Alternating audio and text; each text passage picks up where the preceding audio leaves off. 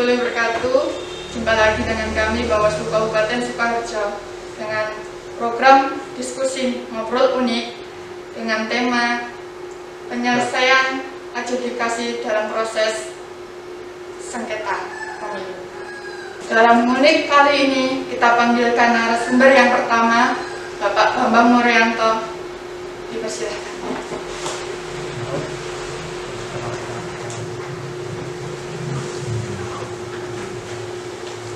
Selamat datang Pak Bambang. Selamat datang. Kemudian yang kedua, narasumber berikutnya adalah Kodim Hukum, yaitu Bapak Muladi Wibowo. Dipersilakan kepada Pak.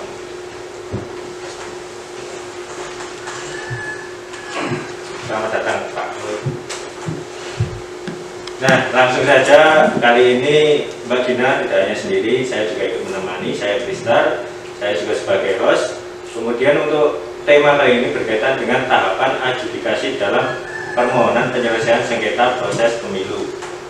Nah, kemarin sempat telah dibahas berkaitan dengan tugas dari majelis dan tugas dari panitia majelis adjudikasi itu sendiri. Lalu bagaimana tahapannya? Langsung saja kepada Pak Ketua, Pak Bambang, untuk yang pertama kali untuk sebagai pengantar. Nah, untuk di Bawaslu sendiri, apakah pernah ada berkaitan dengan sengketa pemilu itu untuk pengalaman-pengalaman berkaitan dengan adjudikasi terlebih dahulu? Ya, terima kasih Mas Kristal. Jadi pengalaman di Bawaslu kita juga sudah pernah ya menangani terkait dengan proses adjudikasi. Dan adjudikasi sendiri adalah bagian dari proses sengketa antar peserta pemilu dengan penyelenggara pemilu, di mana permohonan proses sengketa pemilu yang tidak mencapai kesepakatan dalam mediasi ini akan dilanjutkan dalam proses adjudikasi. Dan dalam adjudikasi permohonan sengketa proses pemilu ini merupakan proses persidangan seperti persidangan pada umumnya atau persidangan umumnya. Dan dalam proses persidangan ini mirip seperti persidangan dalam persidangan umum ya, di pengadilan. Ya. Jadi seperti itu ya Pak ya? Ya. Seperti persidangan pada umumnya ternyata ya. Mbak Dina. Dan ini berkaitan dengan itu kan pasti ada pemanggilan awal dan itu pasti Bawaslu memanggil pihak pemohon dan termohon. Betul. Lalu untuk pemanggilan itu tahap pertama itu seperti apa ya Pak? Untuk tahapan ya, jadi tahapan awal persidangan pada persidangan adjudikasi ini yakni pembacaan permohonan dari pemohon. Namun ada hal yang harus diperhatikan dalam pembacaan permohonan pemohon ini, dan ini wajib tersedia. Yang pertama adalah identitas. Ini sama dengan persidangan umum ya. Jadi identitas pemohon yang terdiri dari nama pemohon, alamat, nomor telepon, dan dilengkapi dengan fotokopi KTP atau identitas kependudukan lainnya sebagai syarat. Dan ini harus sah, identitas kependudukan yang sah yang dimiliki. Yang kedua terkait dengan identitas yang termohon, yang terdiri dari sama nama, alamat, dan nomor telepon ataupun fax ya. Nah, terus di dalamnya yang ketiga mengenai uraian terkait dengan kewenangan Bawaslu provinsi ataupun kabupaten kota dalam menyelesaikan sengketa proses pemilu. Dalam permohonannya itu ya? Ya, dalam permohonan. Jadi ada poin-poin tersebut. Yang selanjutnya nomor 4 terkait dengan kedudukan hukum pemohon dalam penyelenggaraan pemilu. Apakah dia peserta pemilu ataukah dia penyelenggara pemilu dan lain-lain. Dan karena ini dia pemohon dan yang berproses ini adalah berproses sengketa adalah peserta dan penyelenggara gitu kan. Jadi dia harus memenuhi unsur dia adalah peserta pemilu gitu kan. Selanjutnya yang kelima adalah kedudukan hukum termohon gitu, dalam penyelenggaraan pemilu. Dan nomor 6 ini ada beberapa poin ya yang harus dipenuhi dalam permohonan ini. Jadi adalah uraian jelas mengenai tenggang waktu pengajuan permohonan, karena yang dimohonkan sengketa ini juga ada tenggang waktunya maksimal, jadi kadaluarsanya juga ada.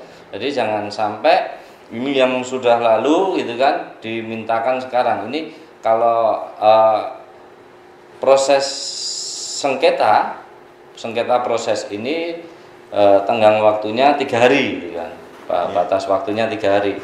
Dan yang selanjutnya nomor 7 adalah pokok permohonan, seperti menyebutkan secara lengkap jelas objek sengketa pemilu yang memuat kepentingan langsung pemohon atas penyelesaian sengketa proses pemilu dan masalah atau objek yang disengketakan.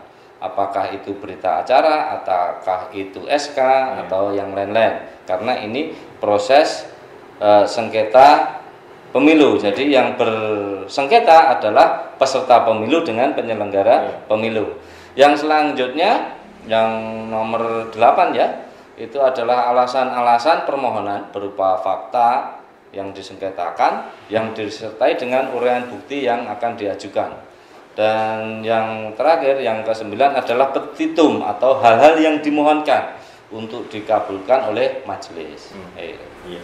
Jadi itu sangat rigid sekali ya, dari identitas sampai permohonan pemohon itu harus eksplisit seperti itu. Betul, itu harus dituliskan dalam permohonan adjudikasi. Iya, harus jelas landasan hukumnya itu.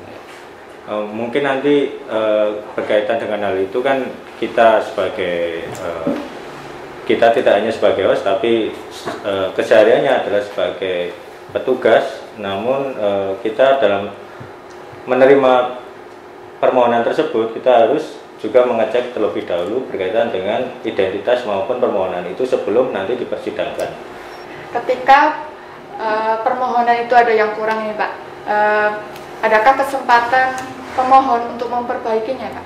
Ya, terima kasih Mbak Dina. Jadi sudah barang tentu majelis adjudikasi memberi kesempatan ya kepada pemohon ya terkait dengan apabila dalam proses persidangan itu ada hal yang kurang atau hal yang ingin diperbaiki. Namun demikian tentu ada batas waktu juga ya. Jadi tidak bisa setelah kemudian proses di tengah kemudian diberi ruang kan. Jadi ruangnya itu di awal ya, di awal pada saat tadi setelah dilakukan pengecekan tadi data-data itu, kemudian setelah dicek majelis bertanya apakah ada hal yang ingin diperbaiki dari pemohon, sehingga kemudian pertama diberikan kesempatan itu sebelum jawaban termohon dibacakan ya, jadi itu karakteristiknya pertama itu. Kemudian dalam hal terdapat penambahan, jadi kalau ada penambahan atau pengurangan ya dari uraian materi pemohon, maka tentu kelima majelis memberikan kesempatan ya, kemudian diparaf ya, dipastikan bahwa itu memang sudah fake ya. Jadi setelah diperbaiki tentu ada paraf yang harus dibubuhkan ya, agar itu menjadi sebuah dokumen resmi ya, yang memberikan perbedaan bahwa dokumen lama jadi tidak berlaku, kemudian menggunakan dokumen yang baru kan, kira-kira gitu ya. Kemudian syarat-syaratnya ada perubahan atau pengurangan permohonan tersebut dapat diterima sepanjang tidak melakukan perubahan petitum. Petitum itu permohonannya, inti permohonan. Jadi gugatannya apa misalnya. Kalau hanya terkait dengan narasi, kemudian bukti, itu malah sangat diharapkan ya kira-kira ya. Kemudian majelis dalam proses itu dapat memberikan catatan-catatan perbaikan. Jadi tentu dibantu oleh staf ya, 4 orang staf dalam proses sidang adjudikasi tadi. Kemudian tentu syarat berikutnya perbaikan tersebut tidak boleh mengganggu agenda adjudikasi itu sendiri. Jadi ketika proses berdampak pada gangguan adjudikasi tentu majelis berhak menolak, kira-kira gitu ya. Jadi misalnya ditanya kapan, 3 hari lagi Pak, pasti tidak mungkin. Karena apa? Sidang adjudikasi itu terbatas hanya 12 hari sejak diregister, jadi waktunya terbatas. Jadi majelis punya ketentuan waktu sehingga kemudian pemohon juga tidak bisa seenaknya meminta waktu kira-kira, dan itu akan berdampak kepada terganggunya agenda adjudikasi. Kalau waktu yang diberikan tersebut melebihi, ya tentu bisa ditolak kira-kira gitu. Jadi ada permohonan, tentu juga ada pertimbangan teknis yang harus dipahami oleh para pemohon dalam melakukan permohonan perubahan. Lalu bagaimana dengan termohon sendiri, Pak? Apakah diberi kesempatan seperti pemohon untuk jawab jawab? Ya, tentu majelis memberikan kesempatan yang sama. Jadi proses adjudikasi itu sendiri kan memang proses yang memberikan kesempatan bagi termohon dan pemohon. Jadi hak kewajibannya sama, sehingga kemudian kesempatan diberikan yang sama dalam tahapan pembacaan jawaban termohon, kira-kira itu. Dan ini tentu harus diperhatikan juga bahwa dalam memberikan jawaban termohon memperhatikan sama. Jadi identitas lengkap yang harus dilampirkan seperti alamat, nama, dan seterusnya tadi ya. Kemudian tentu memperhatikan juga termohon juga memperhatikan tenggat waktu. Jadi misalnya dia merasa waktu pengajuan jawaban permohonan ini juga harus memperhatikan itu. Jadi tidak boleh tadi melebihi dari jadwal yang sudah ditetapkan oleh majelis adjudikasi. Kemudian kedudukan hukum. Jadi kedudukan hukum sebagai apa? Apalagi kalau kedudukan hukumnya itu diwakilkan dengan kuasa hukum atau kuasa hukum, nah, tentu itu harus dipersiapkan ya. Ada dokumen tentang legalitas dari nasihat hukum, kemudian penugasan dan sebagainya harus jelas gitu. Kemudian jawaban terkait pokok permohonan pemohon. Jadi termohon ini juga harus memberikan jawaban-jawaban yang tentu versi termohon dalam hal ini ya. Tentu boleh menolak, boleh menerima, bebas jawabannya sesuai dengan itu. Kemudian ketika terkait dengan petitum, dia juga boleh menolak ya, kira-kira gitu ya, atas permohonan pemohon gitu. Kalau langsung menerima malah sempat sidang ya, kira-kira itu ya. Dan kemudian yang paling penting adalah dalam proses itu tentu termohon harus melengkapi bukti ya, baik surat, kemudian kalau diperlukan ahli, saksi, dokumen, silakan, itu kewenangan dari termohon bisa menyampaikan dalam proses persidangan adjudikasi, dan itu menjadi hak mereka. Tapi kalau tidak mengajukan, itu juga hak dari termohon untuk menyediakan atau tidak. Nah, ini kewajiban dari majelis adjudikasi adalah mencatat, kemudian nanti dilakukan sidang pembuktian ya. Tentu mempertimbangkan aspek waktu. Tahap selanjutnya itu ya. Nah, itu kan pasti sesuai yang dipertanyakan sama Mbak Dina tadi berkaitan dengan jawaban dari termohon. Nah, itu kalau semisal dalam persidangan itu ada orang lain yang ingin masuk, semisal ada intervensi seperti itu, apakah bisa masuk dalam persidangan itu, yang semisal dia merasa dirugikan seperti itu? Ya, jadi dalam proses adjudikasi tentu pemohon termohon berhak mengajukan pihak terkait, kan kira-kira gitu ya. Jadi permohonan pihak terkait itu tentu misalnya ketika paslon ya, pasangan calon mengajukan gugatan terkait putusan KPU, tentu ada pihak lain ya, paslon lain. Nah, itu kan pihak terkait ya. Bisa diajukan oleh pemohon, bisa diajukan oleh termohon. Jadi tergantung pihak mana yang merasa pihak terkait itu memberikan dampak ya, bukti yang mendukung atau tidak mendukung, kan kira-kira gitu. Jadi misalnya merasa bahwa perbedaan penafsiran menimbulkan perbedaan perlakuan, kan kira-kira gitu.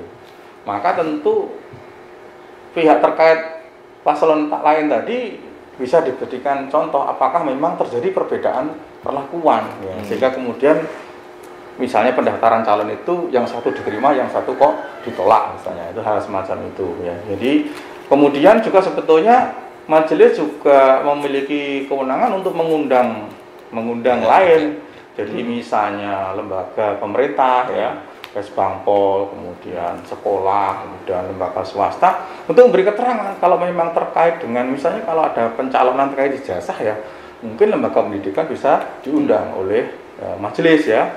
Mungkin pemohon dan termohon bahkan tidak mengajukan saksi bersih, tapi mungkin dalam proses sidang juga majelis bisa memberikan kesempatan kepada pihak lain ya. Karena misalnya ada syarat-syarat pencalonan ya, kemudian jadi persoalan misalnya. Nah, jadi bisa jadi pihak lain bisa diajukan oleh majelis adjudikasi manakala itu muncul persoalan-persoalan teknis ya berhubungan dengan dibutuhkan pihak lain untuk memberikan keterangan.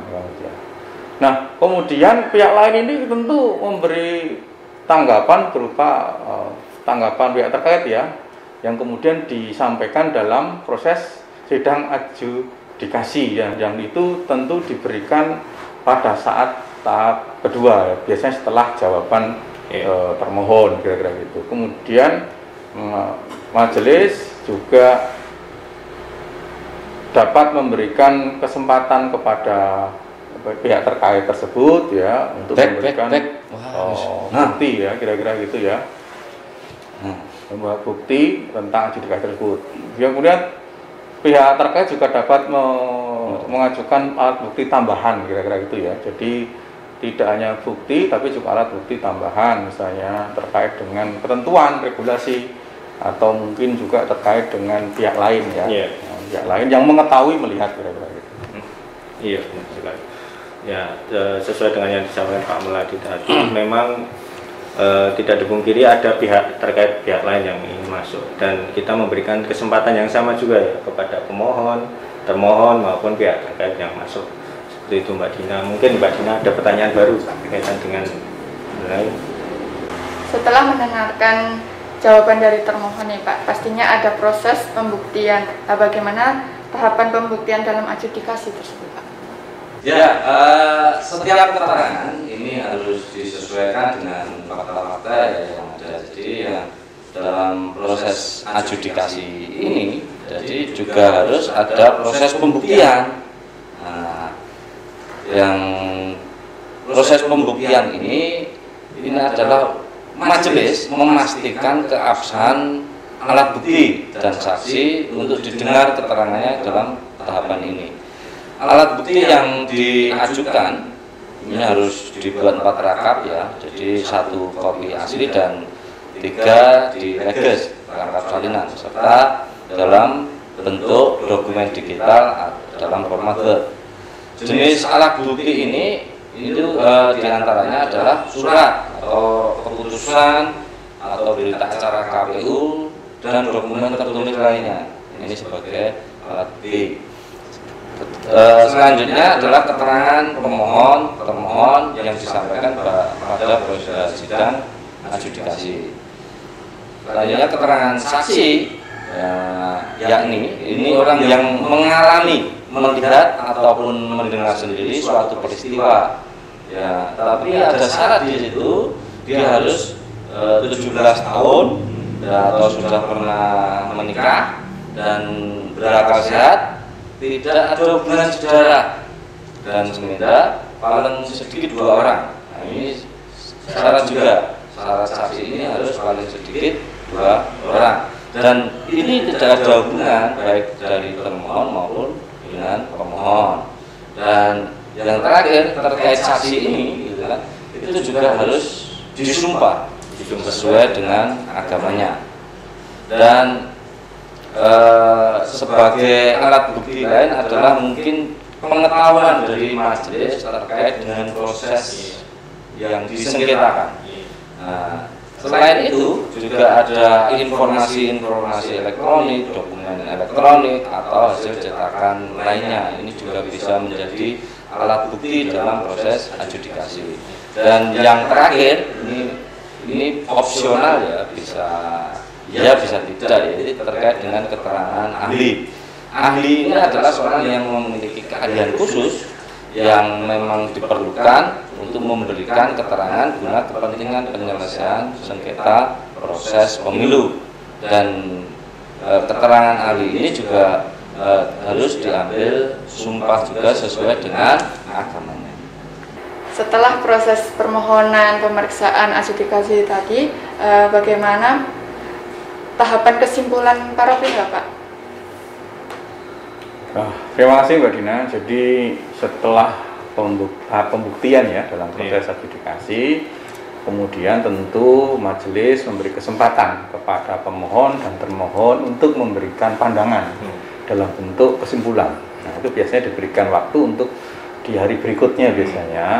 Kecuali kalau waktunya mepet, kalau saksinya banyak sehingga rentetan mungkin agak mepet, tapi normatifnya biasanya di hari berikutnya diberi kesempatan untuk menyusun ya kesimpulan pemohon dan kesimpulan termohon. Nah, dalam proses penyusunan kesimpulan tersebut tentu pemohon dan termohon memperhatikan tadi proses, kemudian mungkin hal baru yang muncul dari pembuktian sebagainya, kemudian menyusun kembali hampir mirip dengan permohonan ya isinya tentang identifikasi, kalau misalnya dari pemohon tentang jawaban atas permohonan, pembuktian, pokok kesimpulan, bukti termohon ya, kemudian kutipan keterangan saksi, kesimpulan pokok dan hal yang memang dimohonkan itu bisa diungkapkan kembali. Yang paling penting tentu harus mendukung ya dari permohonan pemohon tersebut, yang mendukung petitumnya ya, kira-kira begitu, yang menguntungkan dari para pemohon. Begitu juga dari sisi termohon ya, melengkapi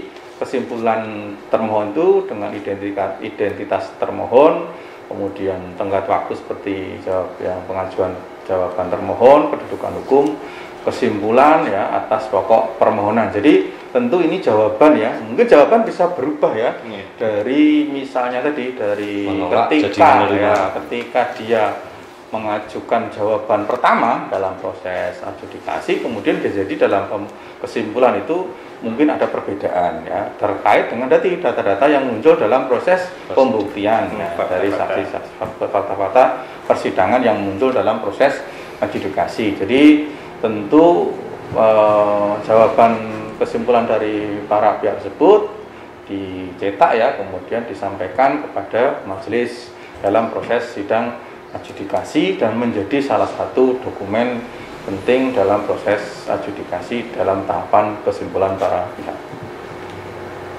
Baik Pak Muladi, itu sangat isinya itu sangat rigid sekali dan itu nanti membantu majelis dalam mengambil keputusan berkaitan dengan kesimpulan tersebut ya Pak ya.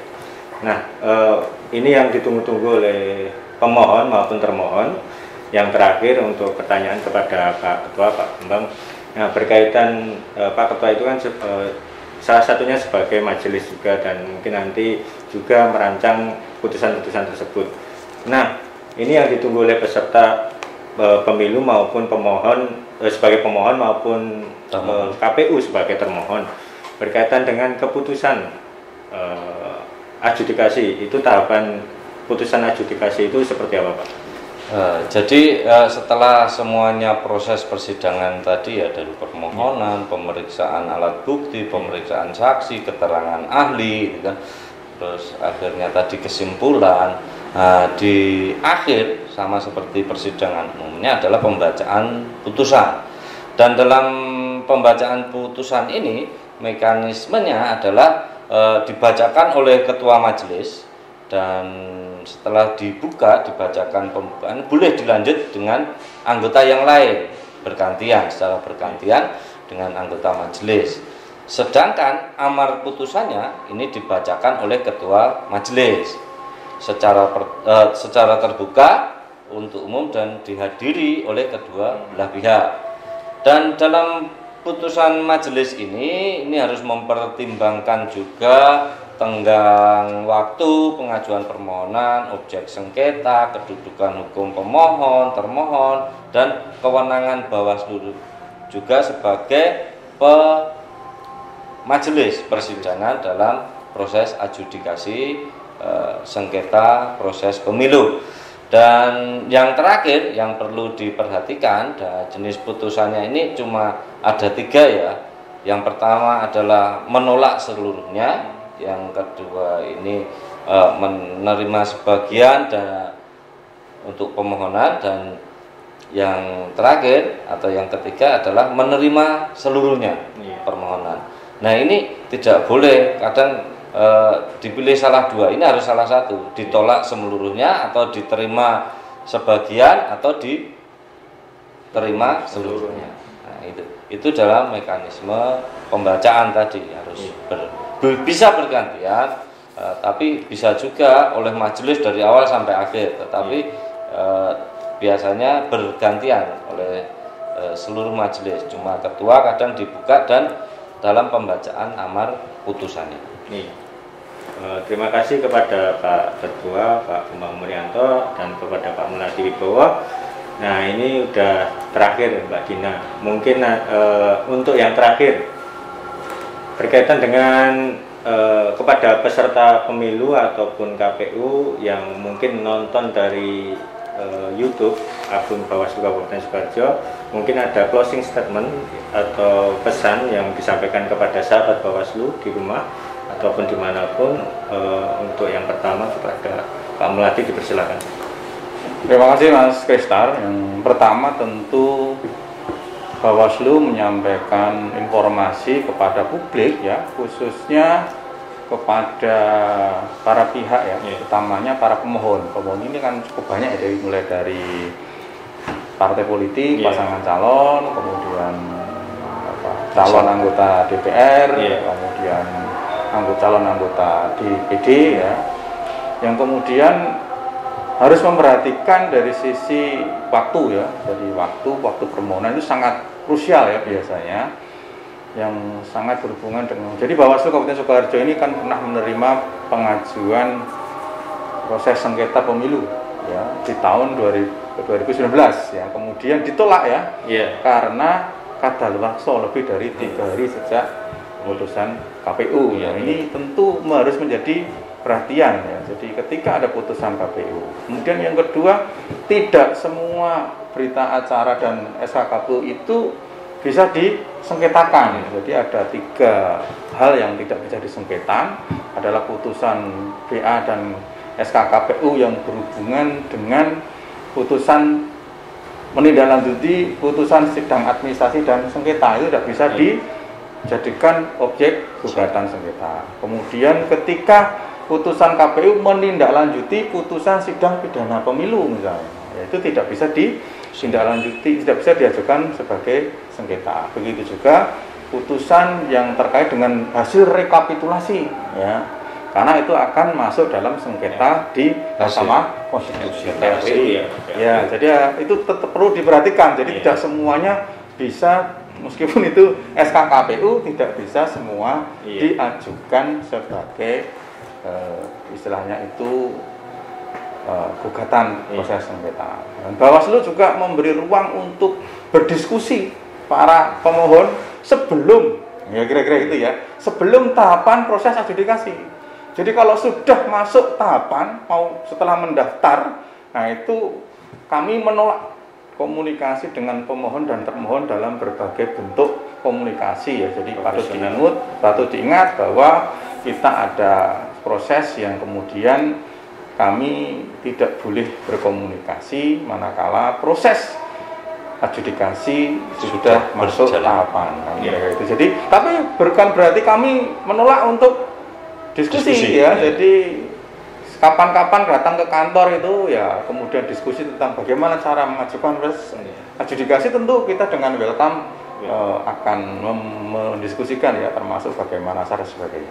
Jadi yang perlu juga diperhatikan oleh para pemohon ya, dan termohon khususnya dalam proses adjudikasi ini, ada hal lain yang bisa dilakukan ketika terjadi ketidakpuasan atas putusan yang disampaikan Mas Bambang tadi, 3 putusan tadi ya. Nah, ketika terjadi ketidakpuasan bisa dilakukan proses koreksi ya.